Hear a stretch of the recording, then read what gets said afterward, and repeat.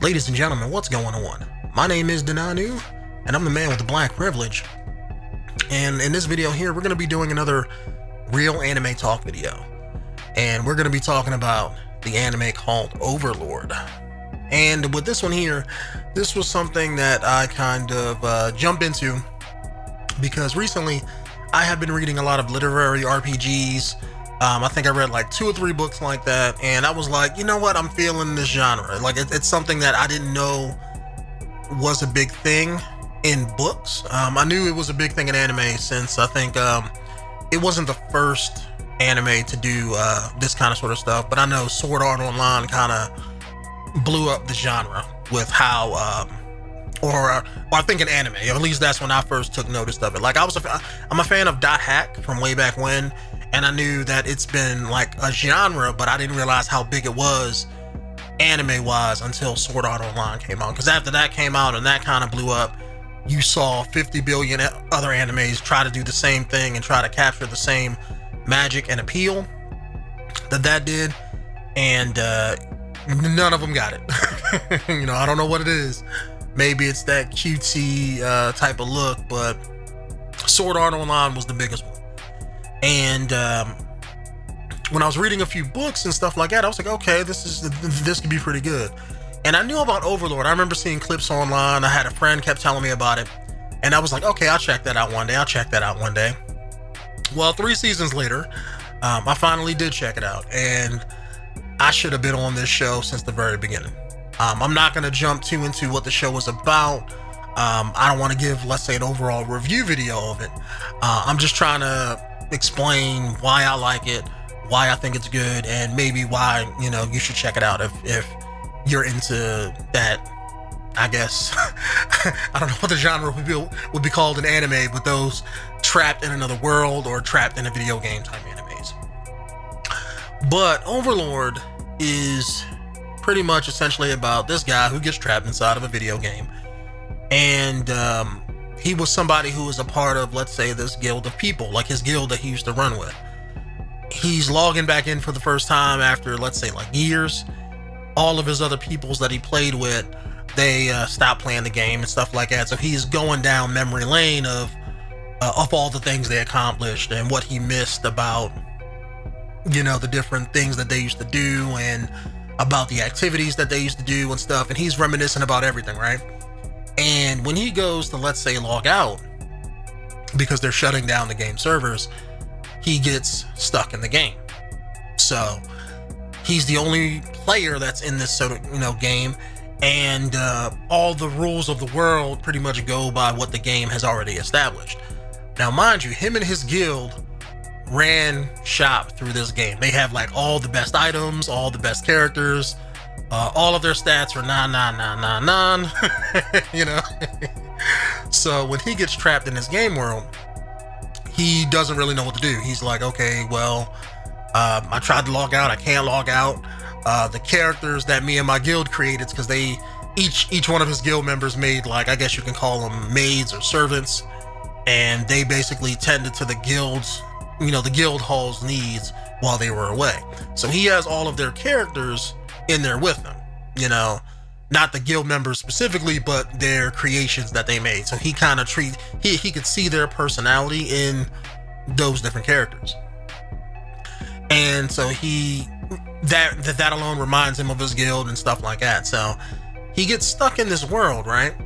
And it's kind of hard to explain, but the world that they get stuck in, let's say this game world, it's what he's familiar with because it's the game he's played for years on end, but it's also completely different because they make a mention of, I think it was like in the first or second episode, that he's stuck inside of the game, but the world that, let's say, they get trapped in, you know, because his whole guild hall gets, I guess you could say, it moved from the game to this other world, essentially.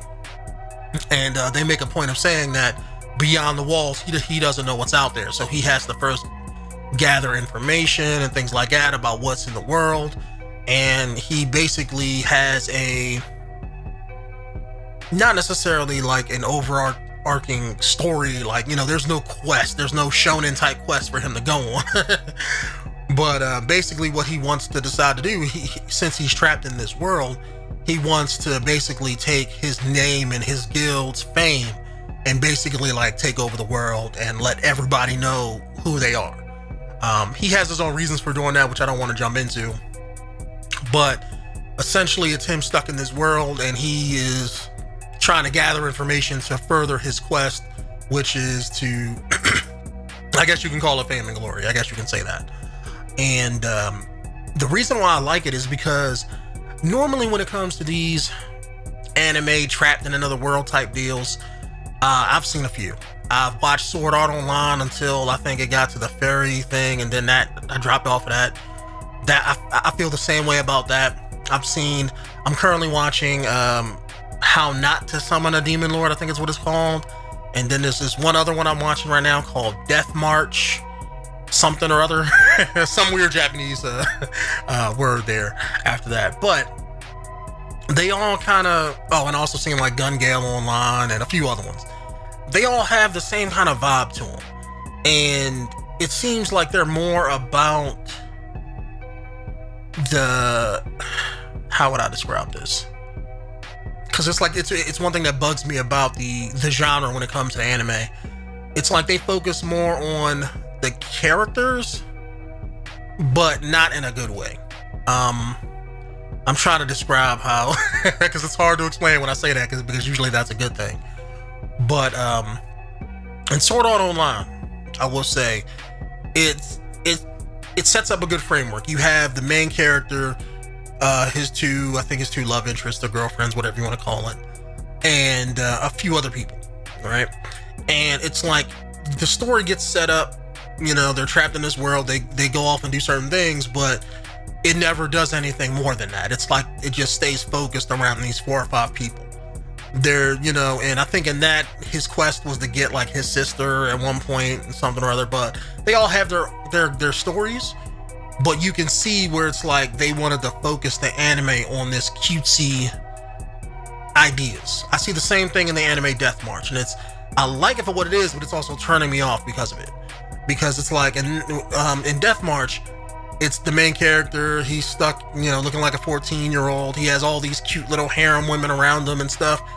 Now, don't get me wrong, I love a good harem anime. One of my favorite animes in the world is Tenchi Muyo. Harem, anime through and through. But it's when it comes to these trapped in a game type things, it's like they don't never either they're too much about the game and not about the characters, kind of how like Demon Lord is. Demon Lord, or How Not to Summon a Demon Lord, I should say, is I feel like it's more about, let's say, the game, less about the characters, so I don't really care about none of these characters, when I'm watching it. Or they're too much about the characters and I don't really care about the world that they're in. So it's like, why are they in a game at this point? It's, or either that or the game elements are so minuscule that it could be just a normal regular anime, And I think Overlord strikes a good balance because it's one of those animes where it takes itself seriously at one point, and then at the other end it's like it also shows you stuff with the game and the world and the characters outside of, let's say, the main character and his crew of people. And I love it because of that. Like, I love how the main character acts. I love how the main character is so badass. I know I use that word a lot, but badass is really like the only way I could describe it. He is so leveled up. By him being like max level and he has all the great items in the game, when he's stuck in this world, he's so much more powerful than everybody else. And it's not one of those situations where it's, let's say, like, it's like One Punch Man, where it's like, oh, this makes the anime kind of boring to watch, but in One Punch Man it's like making fun of that, so you're watching because of everybody else, not necessarily the main character. In this, the main character is so strong, it's not about him, beating everybody else in the world. I mean, granted, you have that, but it's not about him just destroying everybody. That's not the main point. The point is about everybody else around him and him stuck in this situation about what's he gonna do and how he goes about doing it. Because he's one of those players who like thinks about everything he does before he does it. Everything he does is for a reason. If he wants to beat somebody, he wants to beat them in a way that furthers his goal, so to speak. And anybody who, let's say, challenges his goal or tries to kill him or one of his people, he gets, super offended and super butthurt by it, and he's gonna, kill them by any means necessary. That's just the kind of person he is. And it's a very kind of, it's like a villain mindset, I guess you can say. And they even make note of that in the first episode. Is like, because his character class is like, he's like an undead skeleton, an undead skeleton mage. And they even make, he even notices it, like, as he's, the longer he's stuck in this world, his emotions are suppressed. So he's human, like he still has all the human emotions and stuff like that, but whenever he feels a strong emotion, or whenever he has a tug towards his humanity where it's like, oh, maybe I shouldn't kill this person, depending on what it is, that emotion will get suppressed and he'll do it anyway. So he's kind of like being the supervillain of this world, and everybody else is the good guys, even though you have other bad guys in it as well. But I really do like how they set up all the rules for the game. It's not necessarily all about the game, because I know in those other animes, every time you do stuff, it's like, or every time they do something in the anime, there's like character stats and stuff pop up on the screen and that kind of sort of thing. This isn't like that. Overlord isn't about like, oh, this character gained this skill. Like in Death March, it was like everything he did, it was like, oh, let me just put points in this skill and suddenly he can do it, And Overlord is not like that. Overlord is basically, the game is just the framework as far as like how the world works and how magic is, works in this world. But you're not watching it from like an aspect of like, oh, look, this is a game and they're going to portray it as a game. This is more like, okay, the game is the framework. You understand it because he's explaining, as you're watching him live out and do stuff in the world, he's explaining like, okay, I got this ring to do this, I got this spell to do that. He's explaining the game, so you're not seeing it in stats and windows and shit that pops up like in most animes of it. And it makes for a very interesting watch, I will say that. The only flaw that I can think that it has is that it depends on what kind of person you are. If you're somebody who likes tons of fan service and that kind of sort of thing, this anime doesn't have a whole lot of that, This is going to be one of those animes where like you have, characters have their moments here and there, but it doesn't have tons of fan service in it when it comes to that kind of sort of thing. It takes itself a little bit more seriously, and it's not super serious. So I'm not going to say it's like the greatest or the most serious anime in the world, because it's definitely not that either. It rides the line between the two, and it rides it extremely well. I will say that. Rides it like a porn star. And it's just for a great watch. The story is there. The characters are there. Like I can't say there's nobody in the anime that I didn't like, at least something about their characters. The world is interesting that it's in. You have you have cool magic spells and stuff like that. It can be funny at times, especially when it comes to what the characters do or how the main character beats somebody. Because everybody in this world don't know how strong he is. And I just get a laugh at watching some of the scenes where he had this one scene where he was fighting these group of people that broke into his guild hall, his tomb. And one of the people was saying like, oh, he must be a weak mage. I can't sense any magic from him. Oh, and he was like, oh, you have this, you have that skill too. Let me just do this real quick then. And he takes off like a magic suppressing ring, basically to hide his true magic level. And when he takes it off, the character who said he was weak just started throwing up because she was the only one in their party that could see how strong he was.